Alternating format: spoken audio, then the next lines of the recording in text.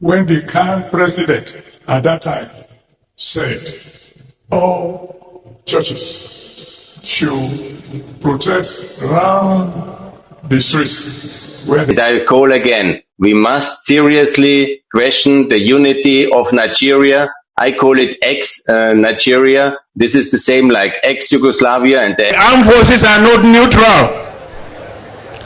They collude. They collude. They collude with the armed bandits. They kill people, kill Nigerians. So guys, welcome back once again to my YouTube channel. We are going to play these particular videos in full context and in full video so you could see what these people are actually saying. But meanwhile, let us start with Pastor Adeboye. He said that the only reason why he protested against killings and insecurity during the time of Goodluck Ebele Jonathan was because the camp president, as of then being the Christian Association of Nigerian President, told him to do so.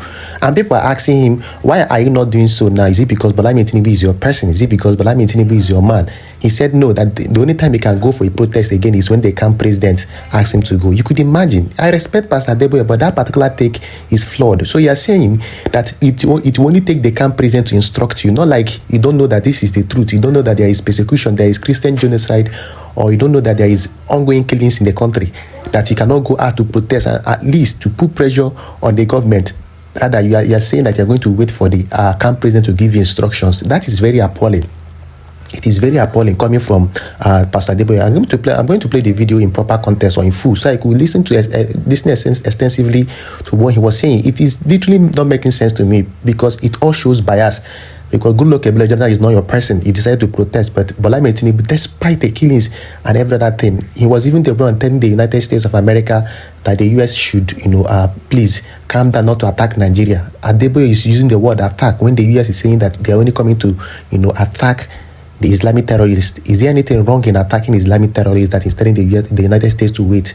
I'm going to play that particular video. Then the next video I'm going to play is the video of this particular former EU person who is saying that Nigeria needs to be divided. He kept on questioning the unity of this particular country and all that. He was the one that was telling Donald Trump to grant Biafra their referendum and grant them their own country. I'm going to play the proper video. And lastly, that video you watched is a video of T.Y. Danjuma, who was the former defense minister, coming out to say that the security agencies who have in the country collude with the armed bandits to cause a lot of insecurities and attack communities and kill innocent Nigerians.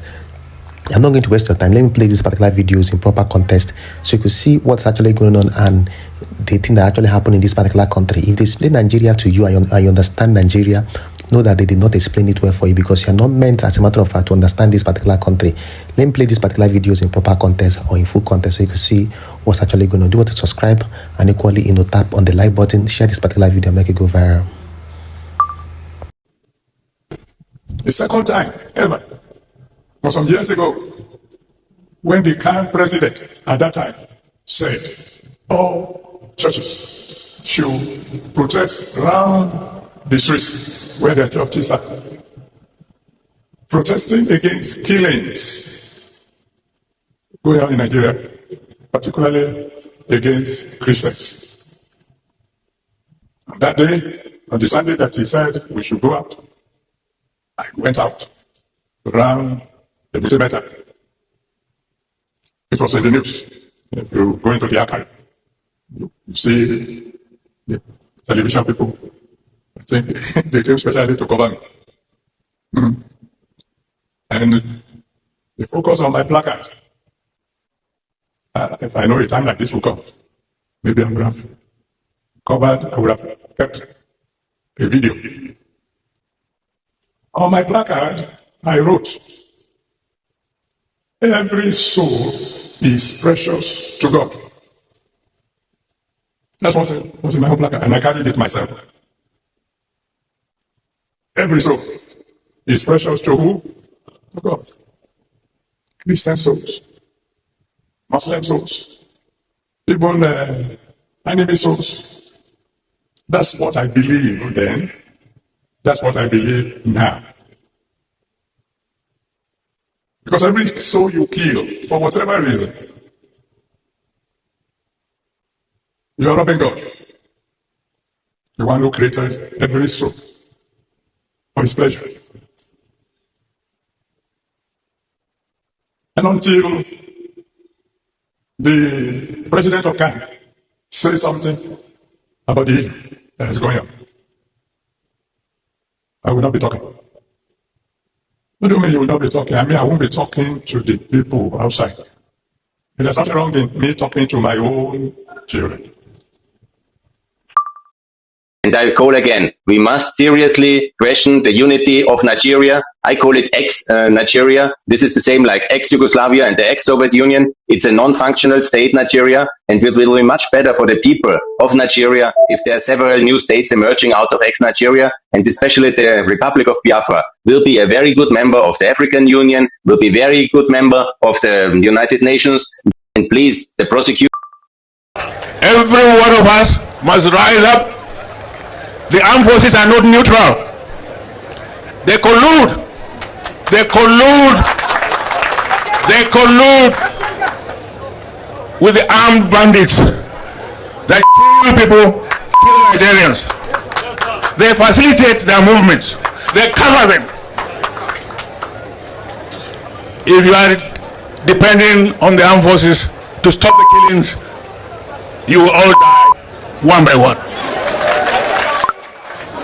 The ethnic cleansing must stop. So let me talk about that statement that the former EU president said, that Nigeria, as a matter of fact, when he was questioning the unity of this particular country, sometimes I don't blame these particular people, because if the Nigerian constitution and the Nigerian foundation was built on unity, such questions wouldn't have actually come up.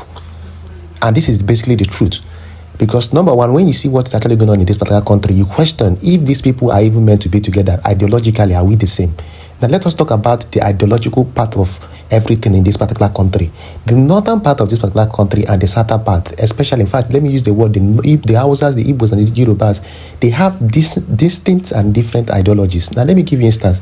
Donald Trump came out and said something a few days ago, that he's coming to attack the Islamic terrorists who have in the country. This was the statement he made, and every sensible person should be rejoicing and be, celebrating that at least the one of the best military team we have in the world, being the United States, are coming to help us. But guess what?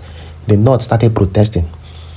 See, over since yesterday or last week, they've kept on protesting, even burning pictures of Donald Trump and all that, and even shouting death to America and all that. Now the question is, and they even went ahead to make a statement that Donald Trump should not come and eliminate the terrorists, that those bandits are their brothers, they are their fathers, that some of them are even their sons. Now, these people are terrorist sympathizers, just like Shegumi, who has kept on saying that the federal government should not attack terrorists, bandits, rather they should continue negotiating with them and be placing them under salary and all that. Now, this points out to something. Ideologically, we are not the same. That if these people are happy protecting bandits, protecting terrorists and all that, of course, we can't coexist, because ideologically we're not the same. Because the dangers here is this. When you say a country is united, it means somebody can move from one place to another. And these terrorists that are being pampered over there in the north can start moving downwards, southwards, or towards the southern region, which they've started already. Ideologically, we are not the same. How, in a country that you call yourself a secular country, how is it that you have Sharia law operating? And this is one of the things that is making the United States angry, and they want to sanction even Kwankwaso and other northern governors that we are actively involved in the Sharia law. How can you have a Sharia law that enables people to unalive people just because of blasphemy? And you could see, we are not ideologically the same. And when you look at everything that is actually happening back and forth, you will understand sincerely, if you search deep down your soul, you would know that ideologically we are not the same. That is why some people are saying, okay, fine, even if we don't dissolve or whatever, that at least we should practice a form of regional form of government, or with full regional autonomy, meaning regions will control their resources, regions will control their security. Because this one that the North are reintegrating terrorists into the society, and some of them even say they are even reintegrated and recruited into the military architecture, the security architecture of the country. That means it poses a very big threat. That a terrorists over there in the North are busy negotiating with themselves and all that. It poses a very big threat. So that makes us to question a lot of things about what's actually going on in this particular country, just like this particular man is questioning. So moving on, let's talk about what T.Y. Danjuma said in that brief video that I played, where he was complaining about the complicit nature of the Nigerian security agencies, that they are complicit and sometimes they work hand in hand with these bandits and terrorists to actually attack innocent communities, that this is ethnic cleansing and all that. This is coming from a former defense minister. I'm not talking about just a random person. This is a former defense minister of a country like Nigeria. So when I mean he's a former defense military, that means he has been through thick and thin. He has been in and out of the security architecture in the country. So he knows everything about the Nigerian security situation. So if he comes out to tell that the Nigerian military collude, he made it emphatic, very emphatic in that particular statement, that they collude with the security, with the bandits and all that to attack these communities over there in the Middle Belt, to ethnically cleanse them and chase them away from their ancestral homes and all that. So it's not coming out from my mouth. It's not coming out from just a random citizen's mouth, but this is coming out from a mouth of a well-trained security, expert who is a former minister of defense. And this calls for serious questioning in the country.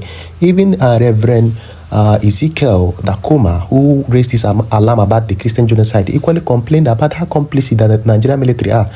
That they will complain that these people are attacking these communities, and before you know it, they will withdraw military or security personnel from those environments until the attack is being done, before the security agencies will come and visit those communities. And even when they visit those communities, they still go back, and these bandits, terrorists, and Islamic fundamentalists will come back again to attack these same communities. So you can see that there are a lot of complicity in the entire system that is helping this insecurity to thrive. I've often said it here: it's only a fool that do not know that insecurity in Nigeria is sponsored by some people. It is fully sponsored by some people. That is why insecurity, before it ends in the country, it will take a very big time, because it is sponsored. It is very systematic. It is being sponsored by the leaders, by the by the Islamic leaders and co over there in the northern part of the country. People like Shegumi, who is always sponsoring them, backing them up and all that, going to the bush to dash them money or bring money for negotiations to them. So to tell you it's a full-blown business, and they give some percentage to some of them, or some of their clerics or probably leaders over there in the northern part of this particular country. So it's not a mistake.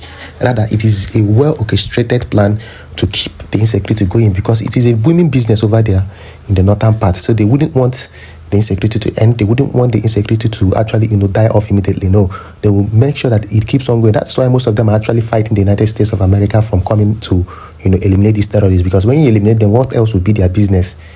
So that's why they are fighting tooth and nail. Watch them and note them. All of them that are fighting against the help of the United States, they know what they are doing, and they know why they are fighting against it, because they don't want their business to end.